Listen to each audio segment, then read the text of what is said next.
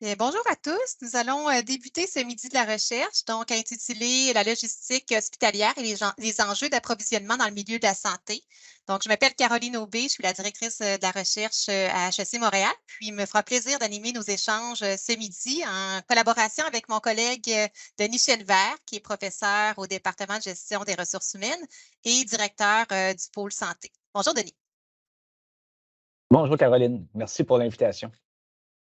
Avant de débuter, j'aimerais rappeler que nos midis de la recherche sont enregistrés avec l'accord de nos panélistes, bien sûr, et qu'il sera disponible sur notre chaîne YouTube. Tel que mentionné dans l'invitation, donc le midi de la recherche d'aujourd'hui vise notamment à discuter des façons dont les recherches en gestion peuvent contribuer à prévenir et à contrer les défis d'approvisionnement dans le secteur de la santé.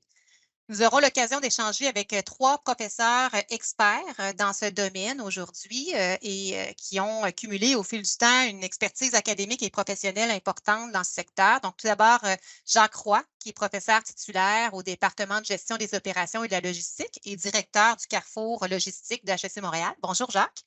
Bonjour, Caroline. Bonjour tout le monde. Nous aurons aussi la chance d'échanger avec la professeure Valérie Bélanger, également du département de gestion des opérations et de la logistique et notamment collaboratrice au pôle santé. Bonjour Valérie. Bonjour. Puis nous aurons également avec nous le plaisir d'avoir Martin Cousineau, professeur au département de gestion des opérations et de la logistique et chercheur au CIRID, dont le Centre interuniversitaire de recherche sur les réseaux d'entreprises, la logistique et le transport. Bonjour Martin.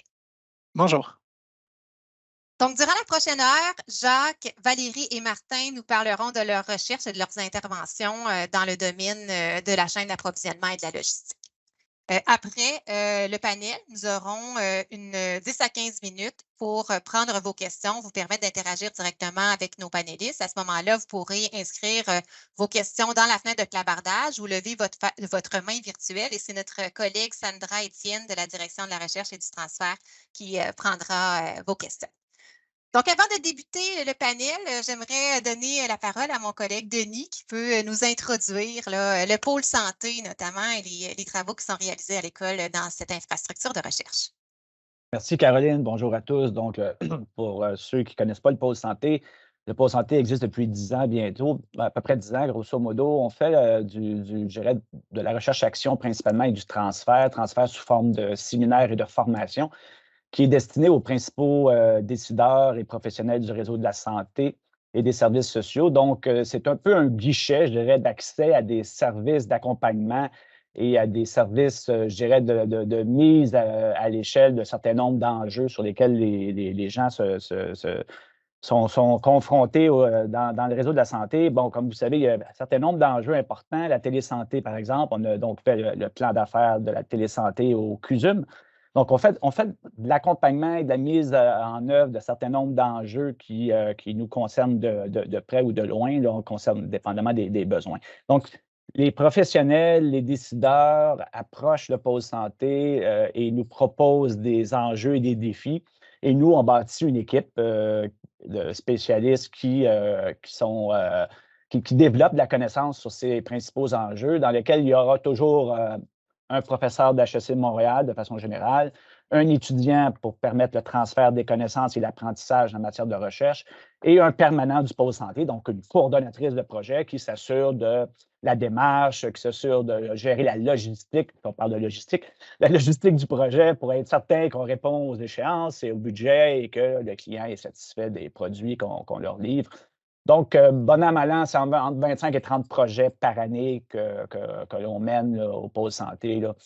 Et on est dans ce processus comme je dis, les projets varient énormément sur les thèmes. Ça peut être les soins à domicile, ça peut être l'approche aidance, ça peut être les coûts d'évaluation de l'hébergement de longue durée. Ça couvre une panoplie. Le pôle santé crée une équipe en fonction des besoins qui lui est présenté. À HEC, contient quand même un bassin d'expertise qui touche un ensemble d'objets possibles. Dans le domaine de la santé, il y a à peu près une vingtaine de profs d'HEC et de professionnels qui ont des intérêts et de la connaissance dans le domaine de la santé. Donc, on crée des équipes ad hoc qui se construisent en fonction des enjeux qu'on nous présente. Donc, c'est un peu ça le pôle santé, là, en résumé, dans 1 minute ou 2. Là. Une mission importante et d'actualité, c'est le moins qu'on puisse dire. Puis beaucoup de collaborations interdisciplinaires aussi, puis avec le réseau. Donc, beaucoup d'activités au pôle santé. Merci, Denis. Donc, allons-y avec la première question. Denis et moi allons alterner là, pour chacune des questions. Comme je l'évoquais il y a quelques instants, la gestion de la chaîne logistique et de l'approvisionnement est centrale à l'efficacité de notre système de santé. Puis la pandémie de COVID-19 a mis encore plus en lumière le rôle crucial de l'approvisionnement dans le réseau de la santé en contexte de crise en particulier.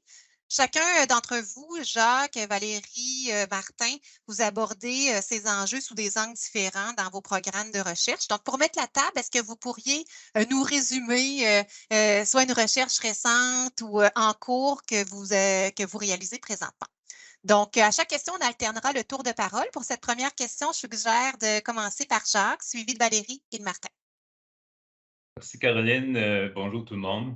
D'entrée de jeu, on m'a demandé de dire quelques mots sur le Carrefour logistique. Alors, pour ceux qui ne connaissent pas, le Carrefour, c'est un genre d'organisme de liaison. On veut faire le pont entre les forces vives de l'école en logistique, les chercheurs, les professeurs, les étudiants, et le grand monde de la logistique, que ce soit dans le secteur privé, le monde des affaires, mais aussi dans le secteur public, incluant la santé.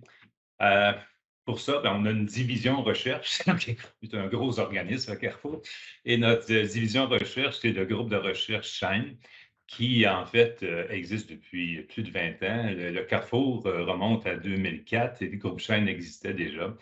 Et le groupe Chaîne a une réputation, je pense, dans le secteur pour réaliser des travaux de recherche spécifiquement dans le domaine de la santé. On fait d'autres choses aussi, mais on est reconnu pour ces activités-là et ça remonte à l'époque avec Sylvain Landry, Martin Beaulieu, notre chercheur associé. Donc, on a une empreinte, disons, assez importante au niveau santé. Alors, qu'est-ce qui nous intéresse depuis quelques années? Bien, devinez, on a été fortement interpellés par la crise des équipements de protection individuelle au tout début de la pandémie.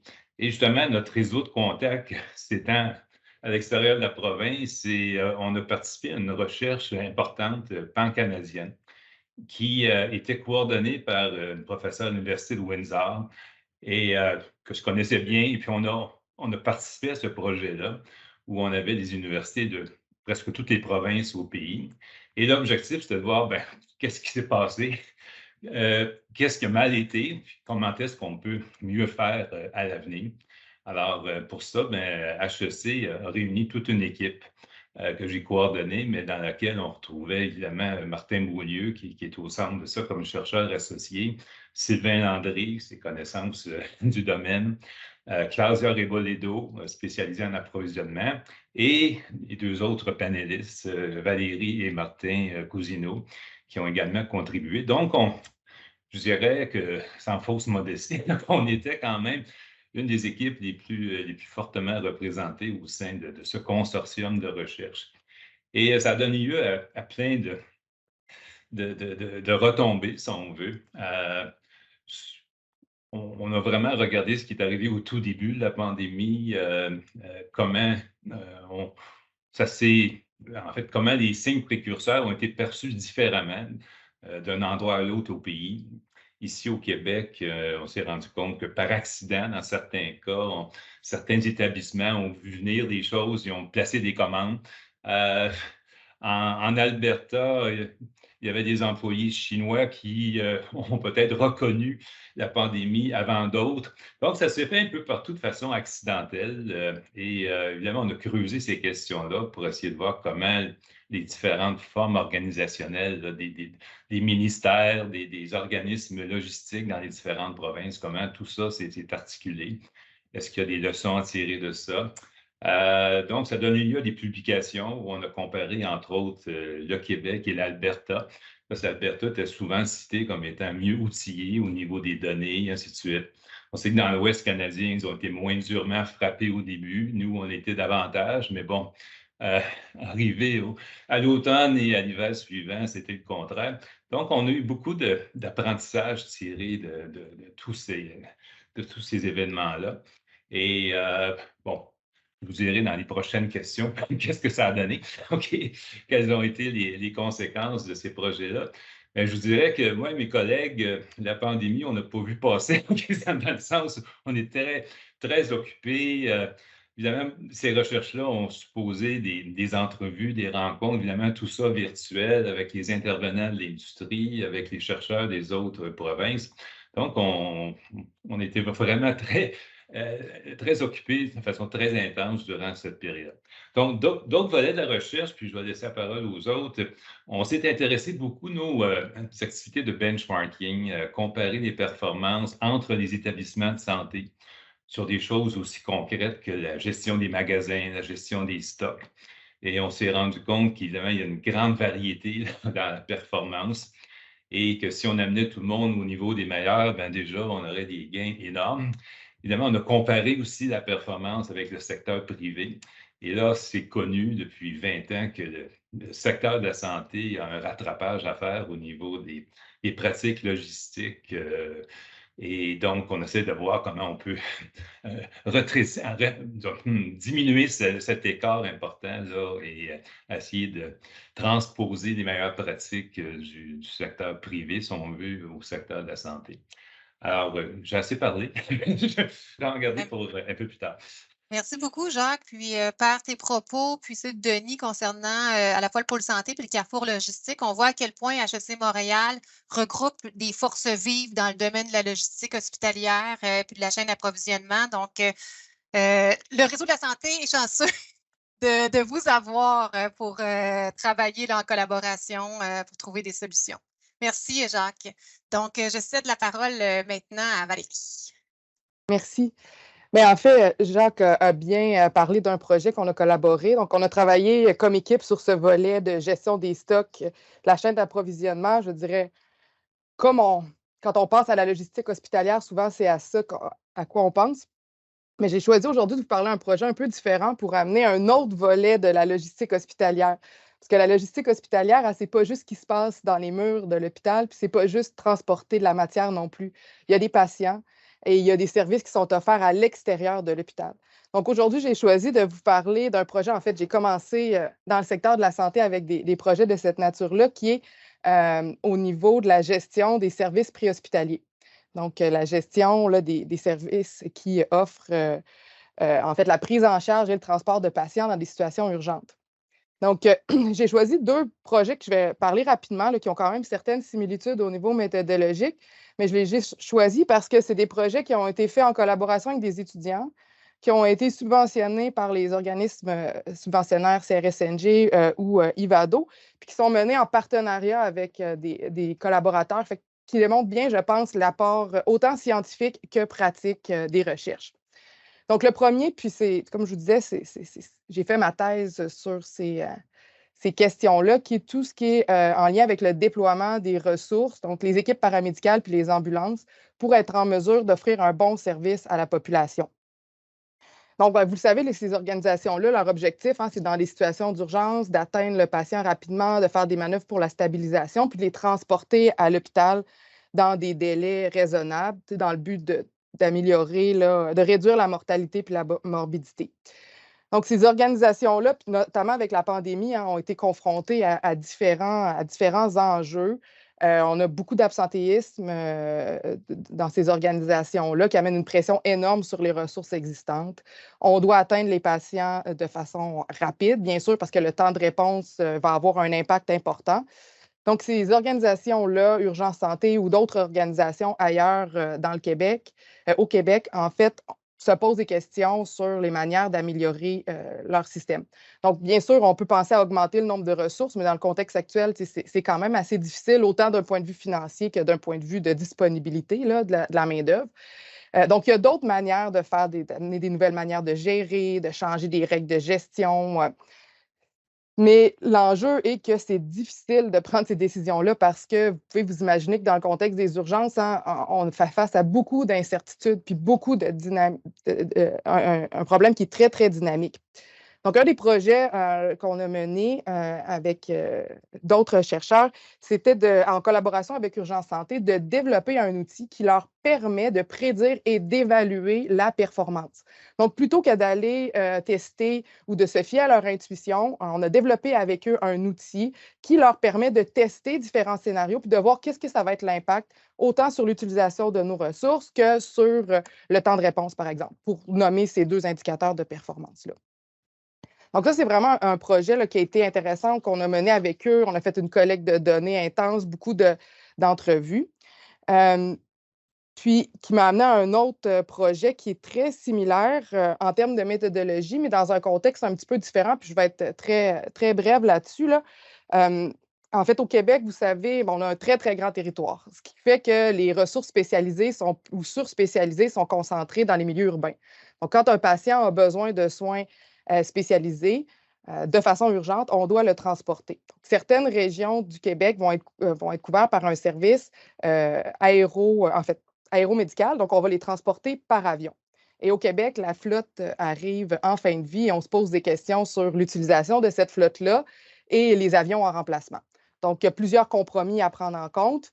Donc, encore une fois, on a travaillé avec le ministère de la Santé, avec le CHUC, à travers le programme EVAC, pour développer un outil qui va leur permettre de prédire, en fonction de différents changements à leur flotte d'avions, la performance éventuelle dans le futur. Là. Ah, merci Valérie, c'est vraiment intéressant. Puis tu amènes le volet humain, donc c'est sûr que pour des gens qui ne sont pas spécialisés, la logistique, ça a souvent une résonance matérielle. Mais donc, dans le domaine de la santé, on transporte aussi des personnes, puis les effets que ça peut avoir d'un problème de performance, comme tu le soulignes, sur la mortalité, la morbidité, c'est excessivement important. Merci beaucoup. Martin? Oui, alors moi, j'avais en fait deux petits exemples à donner. Justement, un exemple en lien avec la logistique plus des personnes, puis un autre plus en lien avec la logistique du matériel. Donc, ça vient un peu complémenter là, ce que Jacques et Valérie ont dit. Donc, au niveau de la logistique des personnes, en fait, ça, c'est en lien avec ma thèse de doctorat. On travaillait avec une clinique qui traitait là, des patients souffrant de dépression résistante au traitement. Fait que ça, c'est une forme sévère de dépression. C'est des patients souvent qui ont fait 2 traitements sous antidépresseurs sans aucun succès, puis ils se font référer à cette clinique-là. Mais qu'est-ce qui est malheureux, c'est que, en fait, tous les services en santé mentaux au Québec, pas même au Canada, sont un peu débordés. Donc, les patients, quand ils se faisaient référer là, par leur médecin de famille, il y avait souvent l'équivalent d'un 6 mois d'attente entre le moment qu'on fait la référence puis la première fois qu'ils voient le psychiatre à cette clinique spécialisée-là. Puis pendant ces 6 mois d'attente-là, on s'attend que le patient il est très souffrant, il est très dépressif, il est à un risque de suicide, etc. Donc, ce n'est pas le genre de temps très agréable là, pour les patients. Puis en fait, qu'est-ce qu'on a découvert avec la recherche, c'est qu'à cette clinique-là, il y avait 4 psychiatres qui avaient des pratiques quand même relativement différentes au niveau de la fréquence des rendez-vous qu'ils donnaient aux patients. Mais ça a donné au final que malgré qu'il y avait une assez grande différence dans la fréquence des rendez-vous, la santé des patients n'était pas nécessairement différente au final. Okay? Donc, le résultat principal là, de ce projet-là, ça a été de dire, bien, au niveau des psychiatres qui voyaient de manière très, très fréquente, bien, il y a moyen de les espacer un peu plus, les patients. Puis en fait, en les espaçant un petit peu plus, ça faisait qu'il y avait moyen de complètement éliminer là, la liste d'attente pour la clinique, sans avoir nécessairement d'impact négatif là, pour les clients, pour les patients actuels là, à la clinique. Fait que ça, disons, c'est un premier projet plus en lien avec la logistique des personnes. C'est très intéressant. Si tu peux étendre ça à la grandeur du réseau, ça serait formidable, Martin. Ouais, ben, je ne sais pas. Là. Ça se travaille pour les prochaines années. Ouais. Puis sinon, le deuxième projet, c'est avec un étudiant au mémoire là, que j'ai co-supervisé avec Valérie sous le projet là, justement que Jacques avait mentionné tantôt. Fait que c'était dans le cas de la gestion des stocks durant la pandémie. Puis on voulait voir l'impact de la visibilité, l'impact d'avoir une mauvaise visibilité sur les données là, de consommation. Par exemple, sur la consommation de masques N95, ces choses-là, les EPI qu'on avait durant la pandémie. Puis en fait, on a étudié différents problèmes de visibilité, comme qu'est-ce qui arrive si les données sur la consommation elles arrivent en retard et décalées dans le temps. Par exemple, là, durant la pandémie, souvent le nombre de cas, tout ça, au début de la pandémie, c'était décalé des fois d'une semaine ou 2 semaines. Les chiffres des hôpitaux n'arrivaient pas tous en même temps. Qu'est-ce qui arrive si les chiffres, par exemple, sont agrégés sur une période de temps? Parce que ce n'est pas nécessairement possible de voir, disons, à l'intérieur d'un hôpital combien de masques j'ai consommé exactement aujourd'hui. On le voit plus que les stocks commencent par achever. Je suis dû pour passer une commande, mais on ne sait pas combien j'en ai consommé à chacun des jours. Puis aussi, qu'est-ce qui arrive si les données sont erronées? Parce que les hôpitaux pourraient avoir avantage à mentir sur leurs besoins parce que les stocks étaient très, très limités, puis c'était un peu la guerre là, les uns contre les autres. Qu'est-ce qui arrive si moi je mens puis j'essaie d'aller en chercher plus? À quel point ça affecte ma gestion des stocks? Dans le fond, on a étudier ces différents scénarios-là. Puis dans le fond, dans les conclusions, c'est que tout dépendant de la méthode de prévision qu'on utilise pour faire notre gestion des stocks, l'impact il va être différent. Puis il y a certaines méthodes de prévision, par exemple, qui sont plus robustes à ces erreurs-là que d'autres. Ça, c'est un petit peu les différentes conclusions qu'on a eues. Merci beaucoup. Merci, Martin. Merci à vous trois. C'est vraiment très bien illustré. Puis on voit concrètement là, toute la pertinence des recherches que vous réalisez. Maintenant, je te passe la parole. Oui, merci beaucoup. Merci pour les projets que vous nous avez présentés. Il y a plusieurs choses intéressantes à l'intérieur de ces projets-là. Mais bon, si vous aviez à cibler, si vous aviez la possibilité de cibler les 2-3 résultats les plus pertinents, les plus probants, qui, selon vous, ont le plus d'impact, pour lesquels vous êtes le plus fiers, et quels seraient ces 2-3 résultats, ces 2-3 éléments que vous aimeriez partager avec nous de manière à ce qu'on puisse, je dirais, davantage cibler l'impact de ces différentes recherches sur le réseau de la santé, principalement sur la logistique et l'approvisionnement dans le domaine de la santé. L'ordre des dons, je ne me souviens plus, là, Caroline. En fait, je proposerais pour alterner Valérie, Martin et Jacques. Parfait. C'est une bonne question, hein? C'est intéressant de se la poser. Je pense que des fois, on embarque dans le train, on fait la recherche, mais d'essayer de mesurer vraiment l'impact. En y réfléchissant, je suis allée plutôt à haut niveau, puis je vais illustrer avec des exemples. En fait, une chose dont je suis fière, c'est le rayonnement de la recherche de façon générale dans les milieux pratiques.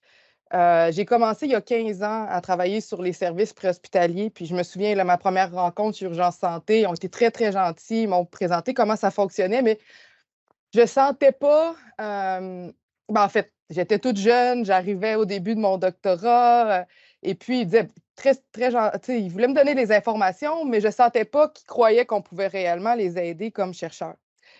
Je suis têtue, hein, j'ai continué. Puis 10 ans plus tard, j'ai été capable de vraiment travailler avec eux puis développer une recherche qui se poursuit. Ce qui m'a amené à rencontrer des gens, à être invitée à faire partie d'un comité sur la transformation des services préhospitaliers, qui m'a amené à développer des capsules avec des paramédics pour avoir le volet un peu plus opérationnel.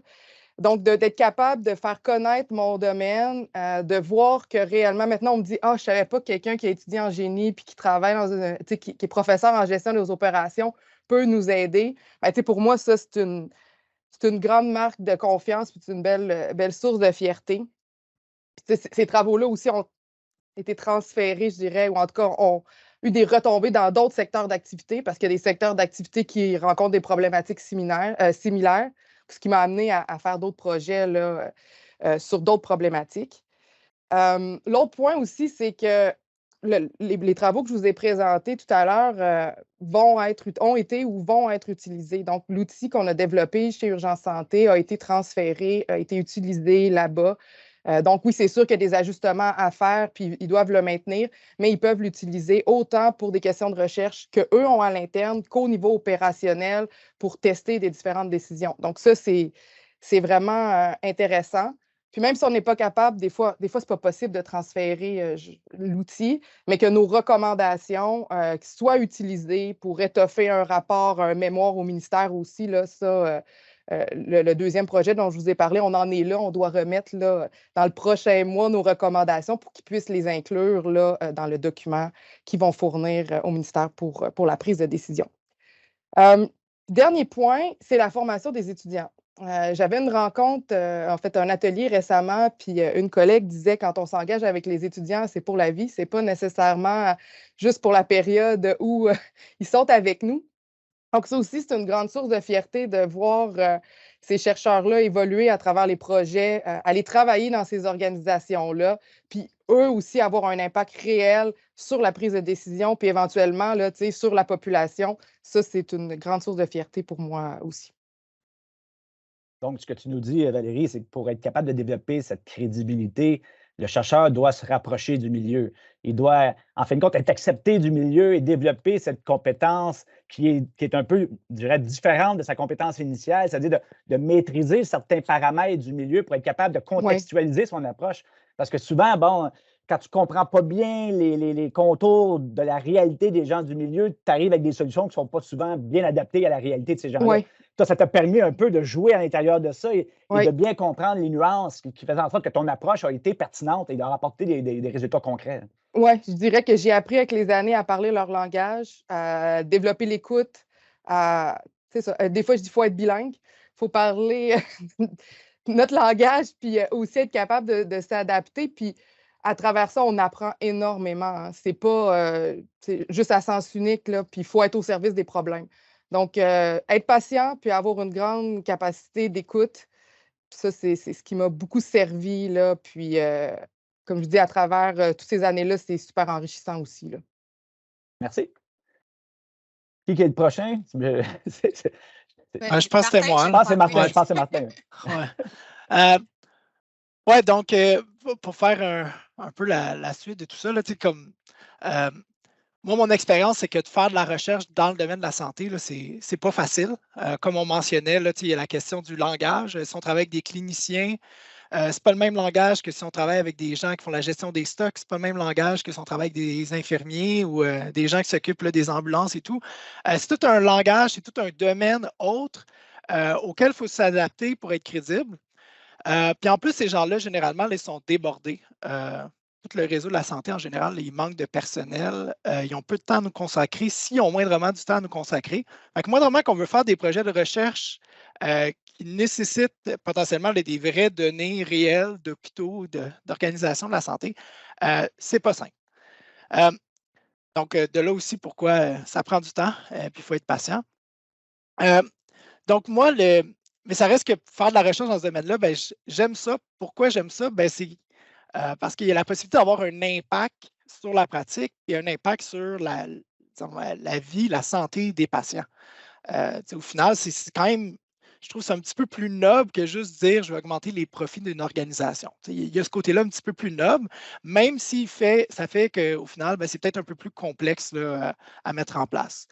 Donc, au niveau dans les trucs que je suis le plus fier jusqu'à maintenant, c'est sûr que moi, je suis un peu plus junior là, que Valérie Jacques, mais ça reste que c'est peut-être un résultat que je suis quand même assez fier, c'est au niveau de la clinique dépression qu'on parlait plus tôt.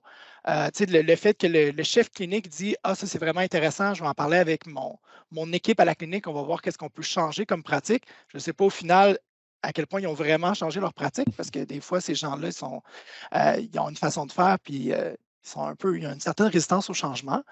Fait que je n'ai pas eu ce feedback-là. Mais ça, c'est certain que ça, c'est un des trucs sur lesquels je suis assez fier. Un autre truc que je suis quand même assez fier d'avoir accompli, c'est avec une équipe de chercheurs, dont des chercheurs d'HEC.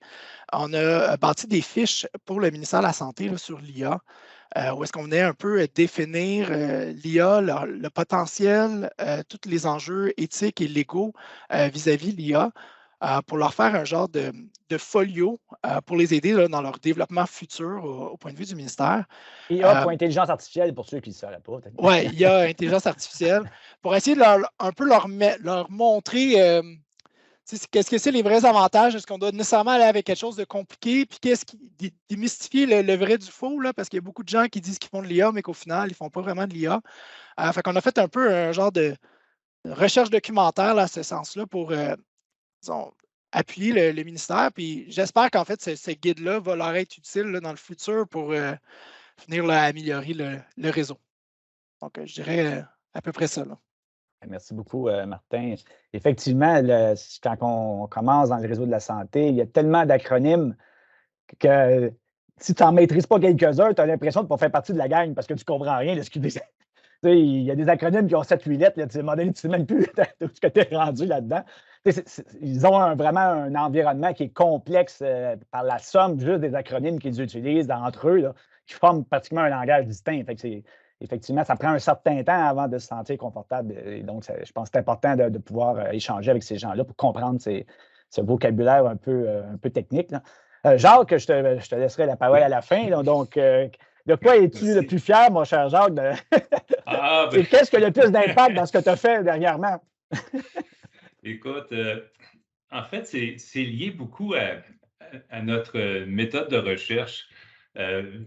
Valérie l'a bien dit, on va sur le terrain, on apprend, on prend le temps de comprendre les besoins, puis bon, c'est notre petit côté, soit génie industriel ou gestionnaire d'opération. On aime ça, aller sur le plancher des usines, puis de comprendre qu'est-ce qui se passe. Et nous, on a quelqu'un presque à temps plein sur le plancher de la santé, c'est Martin Beaulieu qui a développé tout un réseau de contacts au fil des années, puis je voudrais lui rendre hommage aujourd'hui. Et ça nous caractérise tous là, de vouloir vraiment se connecter et de faire de la recherche collaborative. On écrit des cas, ça prend plus de temps à publier, OK, parfois. Mais ça nous montre aussi qu'il y a des enjeux qui n'avaient pas été reconnus nécessairement dans le milieu académique et on est souvent les précurseurs à parler de ces choses-là, puis ça ouvre la voie dans certains cas à des avenues de recherche.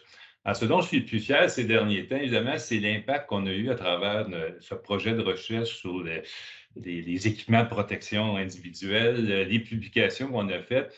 Pas juste au niveau d'articles scientifiques, mais deux publications du Centre sur la productivité et prospérité qui ont été largement diffusées.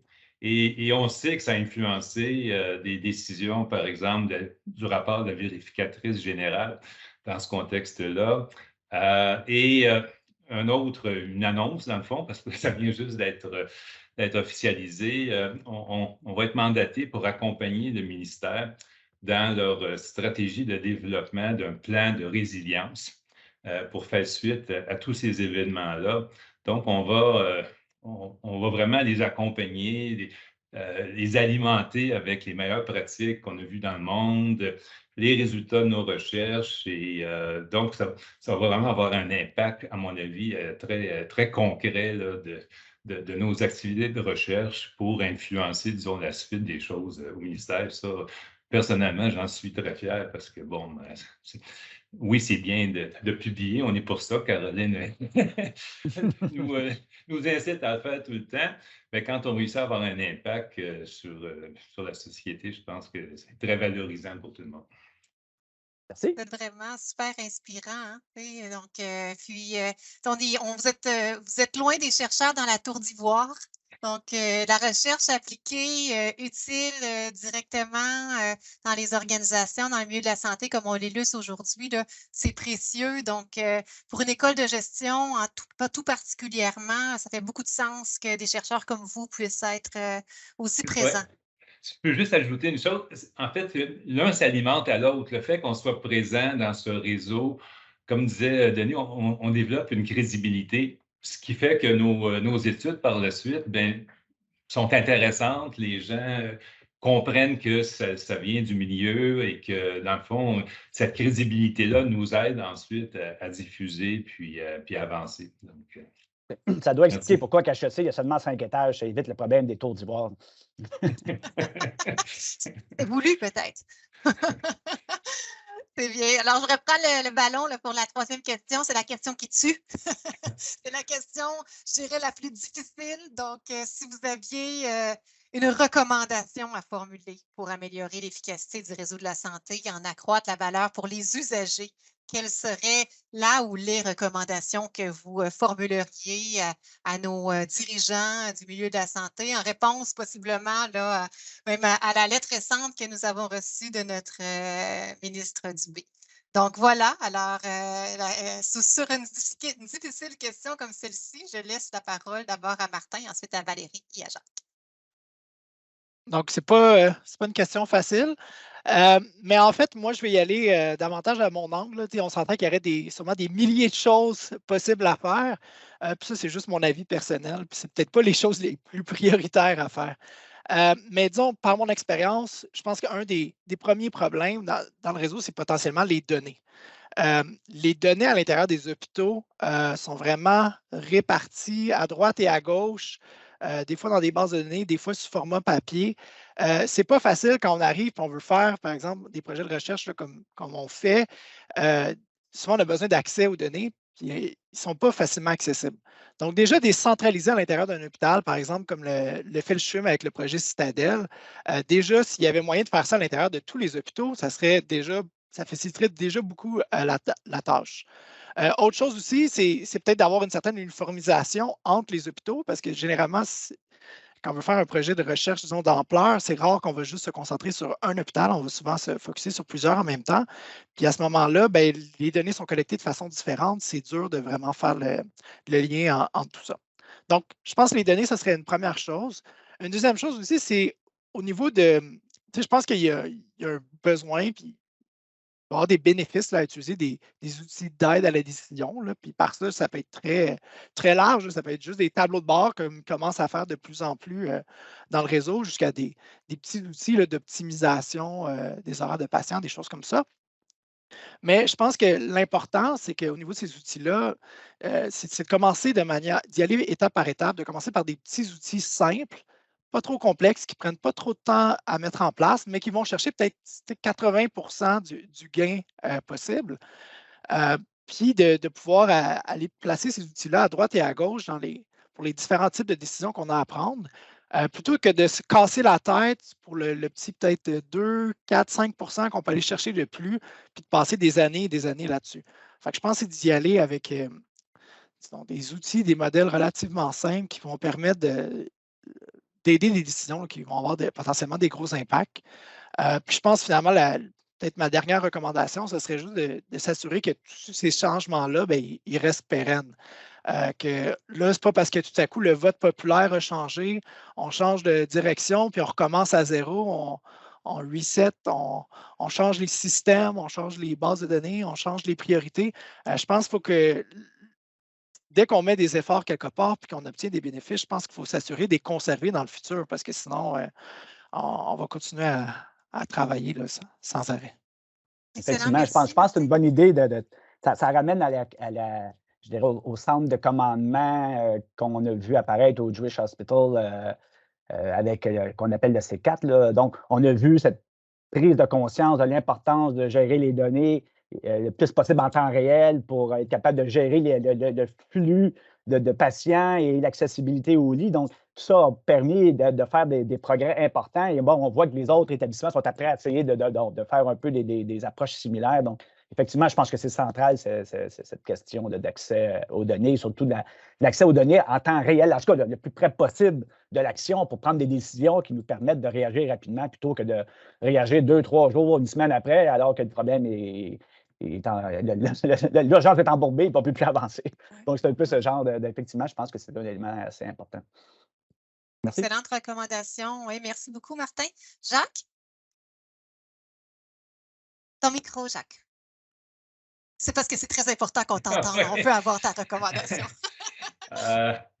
Évidemment, Martin a raison. Les données, on s'en est rendu compte pendant la pandémie, hein, qu'on ne connaissait pas l'état des stocks et ainsi de suite.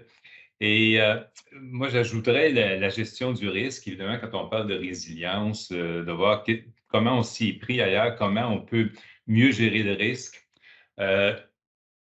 Martin parlait de gestion des données en temps réel. Dans le monde industriel, les grandes entreprises, qu'on appelle des tours de contrôle, où on est vraiment en temps réel en train de gérer le mouvement des biens partout sur la planète.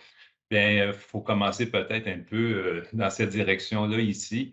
Et au niveau organisationnel, quand il y a des crises, identifier déjà les joueurs importants, les former, les informer du rôle qu'ils devront jouer, parce que les cellules de crise qui ont été mises en place pendant la pandémie, c'est un peu partout. On a vu que ça a donné des résultats. Mais bon, il ne faudra pas improviser à chaque fois. Je fais souvent un parallèle avec les exercices de feu. Pourquoi on fait des exercices de feu? Bien, pour vérifier que tout le monde comprend son rôle, etc. Alors, c'est la même chose. On devrait peut-être faire des exercices de pandémie, s'assurer que tout le monde a bien compris. Les signes précurseurs aussi. Et là, ça m'amène à une autre recommandation, c'est de se rapprocher des fournisseurs, d'améliorer les relations avec nos fournisseurs. Nous, dans le cadre de nos recherches, moi, je me rappelle d'une entrevue qu'on a réalisée avec un grand fournisseur d'équipement. Et eux, ils savaient début janvier que ça allait vraiment pas bien en Chine. Ils savaient très bien ce qui s'en venait, puis ils auraient très bien pu informer les hautes instances du ministère. Mais pour ça, il faut leur parler. Il faut avoir des mécanismes de collaboration. Il ne faut pas avoir peur de parler aux fournisseurs. Je sais qu'on est dans un contexte d'approvisionnement public où souvent on a peur d'être en conflit d'intérêts, etc. Mais encore là, si on apprend de ce qui se fait dans le secteur privé, la collaboration entre les fournisseurs et les donneurs d'ordre, ça fait partie des meilleures pratiques depuis des années.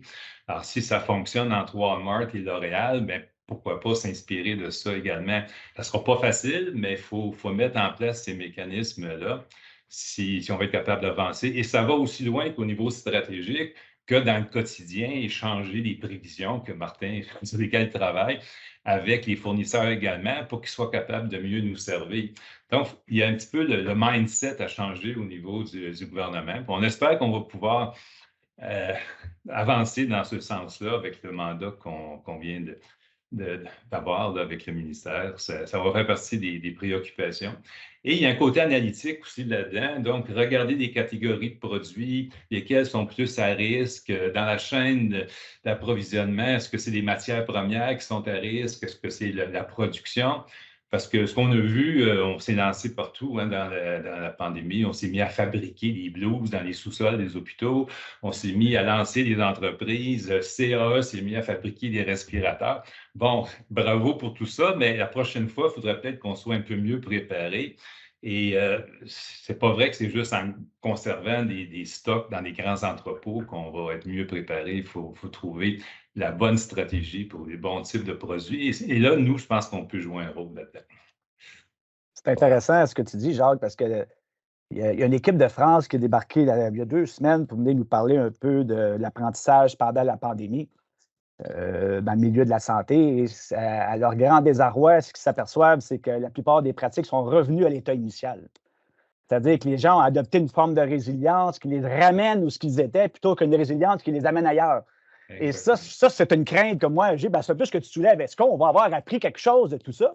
Ou bien on va retomber dans nos anciennes habitudes, puis bon, à dire, écoute, ça arrive une fois tous les 100 ans, donc bon, il n'y a pas de souci, on ne sera plus là. Donc, tu sais, ce genre de réflexion que j'ai entendue pendant la pandémie, là, quand j'ai interrogé les gens, en tout cas, je ne sais pas dans quel coin, là, mais.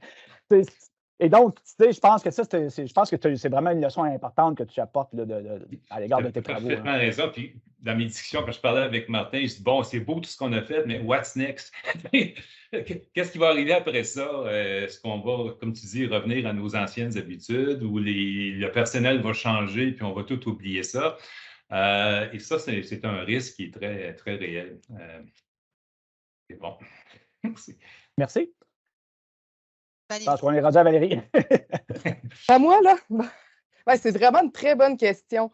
T'sais, on aborde toujours les problèmes. Là, je me dis, quel problème on essaie de résoudre pour essayer de formuler des recommandations concrètes, ce qui m'a amené à formuler des recommandations un peu à haut niveau. Je pense qu'ils vont dans le même sens de ce que Jacques et Martin ont mentionné. Première chose, il faut qu'il y ait un changement de mindset. Il faut sortir un peu des sentiers battus, puis ça peut passer par les technologies, mais ça peut passer par des nouvelles ressources humaines. On l'a vu dans les services préhospitaliers, il y a eu l'apparition des projets pilotes avec la paramédecine communautaire qui sont dédiés à aller au chevet des personnes âgées, par exemple, pour leur porter assistance sans nécessairement les transporter à l'hôpital. On a vu cette semaine à la nouvelle clinique de soins infirmiers. Donc, pour moi, il y a beaucoup d'améliorations qui va passer par des modèles alternatifs de soins ou de sortir un peu de la trajectoire traditionnelle qu'on a là, des gens qui vont se présenter à l'urgence puis qui vont passer par l'hôpital. Donc, sortir des sentiers battus, c'est un exemple des sentiers battus, mais je pense qu'il y en a d'autres. Puis la technologie aussi, là, puis la gestion des données va nous amener à revoir aussi nos méthodes de gestion. Jacques en a parlé aussi, hein, s'inspirer des autres milieux. Jacques et d'autres de nos collègues ont travaillé beaucoup sur des exercices de benchmarking. On sait que le milieu de la santé, là, je ne parle pas du clinique, hein, je vais parler de tout ce qui est autour du clinique. On a beaucoup de rattrapage à faire, donc je pense qu'il ne faut pas avoir peur, il faut s'inspirer.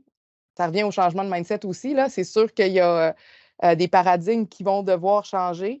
Mais je pense que s'inspirer puis d'apprendre des autres milieux, tant au niveau des méthodes de gestion, des méthodes de traitement des données, des outils d'aide à la décision, il y a des apprentissages à faire.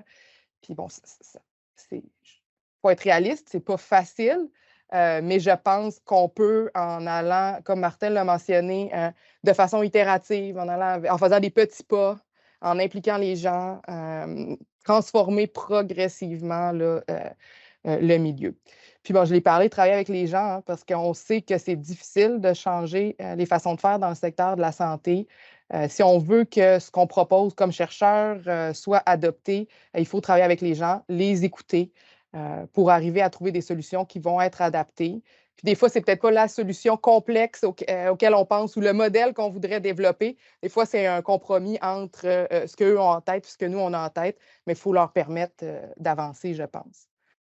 Ouais, ça appelle à des changements culturels. Là, vous faites de très bonnes recommandations pour l'amélioration du réseau. Donc, on voit que c'est par de l'amélioration de nos processus, puis notre collaboration, puis des changements culturels qu'on va aussi y parvenir. Denis, j'aimerais ça te lancer aussi la question. Donc, comme directeur du pôle santé, est-ce que tu aurais une recommandation? Il me semblait que je n'échapperais pas à cette question. Moi, je ne suis pas supposé être là-dedans. Moi, je suis juste là pour animer. Mais comme tu es là, on va en profiter. Ben, ça dépend. Avez-vous beaucoup de temps? Écoute, c'est comme mes trois collègues ont dit, c'est pas un problème simple. Là. Mais je pense que si on résume un peu les interventions de nos trois panélistes, là, je pense qu'il y a premier élément, il y a un changement de paradigme important qu'on doit opérer. Le paradigme basé sur la réduction des coûts, sur le contrôle, sur la réduction de comptes, ce paradigme-là doit être transformé dans un paradigme de création de valeur. Donc, comment peut-on faire des choses qui apportent de la valeur? Et ce changement de paradigme va changer énormément dans la pratique. Comment faire des soins, comment établir des trajectoires de soins. Valérie en a parlé. Peut-on faire des trajectoires, peut-on les construire en créant de la valeur? L'exemple du Suisse Centre-Sud avec l'hôpital à domicile est un bel exemple. Centre-Ouest, pas Centre-Sud, Centre-Ouest, sur l'hôpital à domicile, c'est un bel exemple.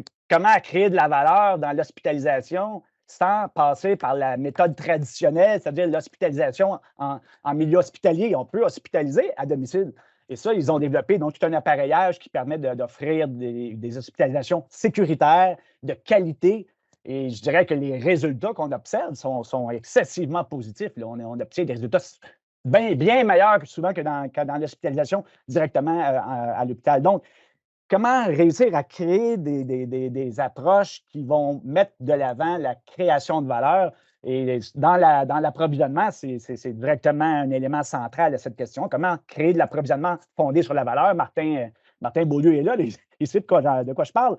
Donc, comment peut-on développer une approche qui, au lieu de baser nos réflexions sur des paradigmes traditionnels, historiques, versus de nouveaux paradigmes et toute la question de la budgétisation, comment apporter la budgétisation des systèmes de santé, sortir de la budgétisation par silo, parce qu'on sait très bien que les soins n'ont pas lieu de cette façon-là, et donc ça crée des problématiques de gestion de territoire, de gestion financière qui sont limitées à des orientations très verticales, donc la direction d'infirmiers, tout est basé de façon, alors que les soins sont de façon générale transversaux. Donc, comment attribuer des budgets sur un processus transversal, sur des trajectoires de soins pour changer, je dirais, le réflexe en matière de prise de décision des gestionnaires? Ça, je pense que c'est un élément central. Ça fait partie un peu du plan de réforme du ministère. On l'a vu dans son modèle. Là, il y a un noyau qui est marqué valeur. Bon, c'est pas grand-chose, mais en tout cas, il y a quand même le mot est quand même là. C'est déjà ça de prix. Là. Mais comment peut-on créer donc ce changement de paradigme? Ça, c'est un gros morceau, ça. Je pense que ça m'apparaît essentiel pour un changement de culture. Tu parlais de culture, Caroline. Mais pour changer cette culture, il faut changer le mécanisme de gouvernance de l'ensemble du système. Et je pense qu'il faut que ça passe par cette réflexion-là, sur laquelle il y a déjà des travaux là, en ce moment qui roulent sur ces questions-là, mais il y a encore du chemin à faire. Ça m'apparaît important. Il y a beaucoup d'autres choses. La gestion des innovations, bien, Caroline, tu le sais, on travaille sur un projet comment améliorer la gestion des innovations en santé de manière à faciliter l'implantation de ces innovations. Beaucoup d'innovations sont laissées pour compte et sont transférées aux États-Unis parce que finalement, on ne réussit pas à les intégrer au système de santé québécois. Ça, il y a toute une question, comment améliorer la gestion des innovations. Il y a quand même beaucoup de travaux qui sont mis là-dessus. Il y a un nouveau comité stratégique d'innovation qui a été mis en place pour faciliter cette dynamique-là. Donc, puis après ça, c'est l'accès. Comment s'assurer qu'on a le bon patient au bon endroit, au bon moment, avec la bonne personne, avec le bon professionnel. Toute cette chaîne-là, elle est problématique parce qu'on retrouve des gens au mauvais endroit constamment et ça embourbe le système complètement. Donc, toute l'approche de la première ligne, elle est fondamentale. Bon, on a mis en place le GAP, il y a le guichet d'accès à première ligne, là, qui semble faciliter un peu le processus, mais il y a énormément de travail à faire encore pour s'assurer qu'on réussit à optimiser l'utilisation des ressources qu'on a présentement. On est en manque de ressources, mais on les utilise mal. Il y a des gens qui pourraient faire beaucoup d'autres choses, mais on les concentre sur des activités qui ont peu de valeur ajoutée. Donc, comment réussir à un peu changer ce paradigme-là? Et ça, il y a quand même pas mal de choses à faire à l'intérieur de ces grandes solutions-là. Ce n'est pas les idées qui manquent. Là. Merci beaucoup d'avoir formulé des recommandations aussi importantes. Puis, Denis, de ramener aussi la notion de valeur, puis d'innovation aussi dans le réseau, d'autres éléments là, qui peuvent propulser là, ces changements culturels-là. Donc, un énorme merci. Il nous reste quelques minutes pour des interventions, des personnes qui ont écouté vos réflexions très pertinentes. Donc, comme je le disais au départ, là, vous pouvez inscrire dans la fenêtre de clavardage vos questions, vos commentaires, ou si vous le souhaitez, levez votre main virtuelle, puis Sandra va pouvoir vous donner la parole.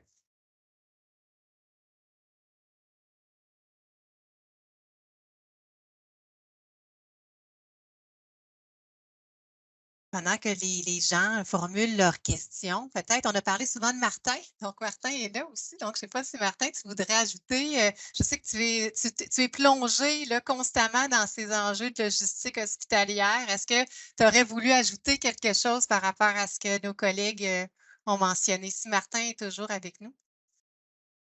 Oui, là, je suis toujours là, mais là, je suis vraiment pris de court là, comparativement. Ben, tu peux nous parler.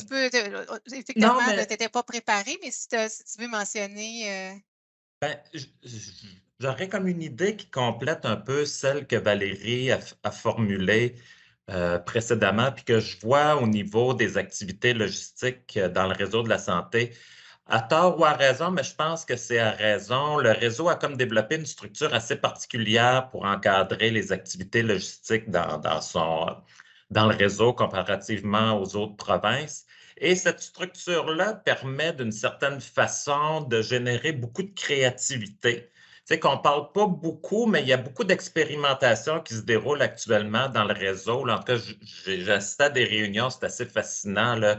On travaille autour du même objet sans trop le savoir, mais on converge vers des solutions similaires. Donc, mais parallèlement à ça, on laisse peut-être trop de flexibilité aux gestionnaires de mener les initiatives qui leur semblent prioritaires. Ça fait que là, tout à coup, le réseau n'arrive pas à avancer. Un peu ce que M. Roy disait, là, il faut monter les bonnes pratiques. Bon, ben finalement, le rehaussement des pratiques se fait à géométrie variable. Et s'il y a une recommandation, s'il y a quelque chose à trouver, puis je dis quelque chose parce que c'est plus simple à dire qu'à identifier, mais c'est de trouver le bon dosage entre laisser assez de créativité pour trouver des nouvelles choses qu'actuellement, on ne voit pas sur l'écran radar, mais en même temps, amener assez de, je veux dire, contraintes pour amener les établissements à suivre une certaine cadence d'amélioration. Ça fait qu'en tout cas, là, ça, je le vois, j'en parle avec des gens dans le réseau, là, on cherche, là, on est là-dessus peut-être, et justement, le projet avec que M. Roy faisait mention, là, pourrait être une occasion là, de trouver le bon dosage là-dessus. Martin, pour quelqu'un qui n'avait pas préparé sa réponse, c'est très intéressant. Puis ça paraît que tu maîtrises le domaine aussi. Donc, merci d'avoir ajouté ces réflexions. Je Ah vois ben, pas merci. de main levée, donc je ne sais pas si Jacques, Denis, Valérie ou Martin voulaient ajouter là, de façon plus générale ou au propos de Martin. Pas vraiment. Écoutez, on a le sentiment de travailler avec un secteur qui est crucial, hein. On en parle, je ne sais pas combien de fois par jour. Et si on peut contribuer à rendre ce secteur-là plus performant, je pense que c'est très gratifiant et c'est ça. Donc, on est fiers d'y participer. Avec raison.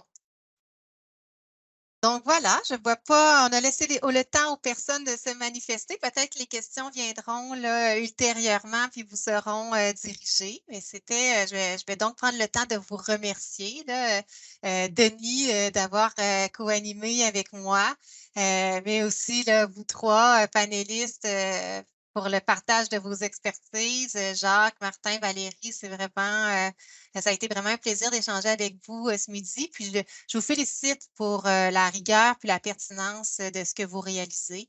Donc, on a bien besoin d'expertise puis de dévouement comme ce que vous offrez là, dans notre école. Donc, merci beaucoup. Merci à tout le monde qui a participé, qui a assisté au Midi de la recherche. Merci à mon équipe qui m'aide aussi à l'organisation de ces événements-là.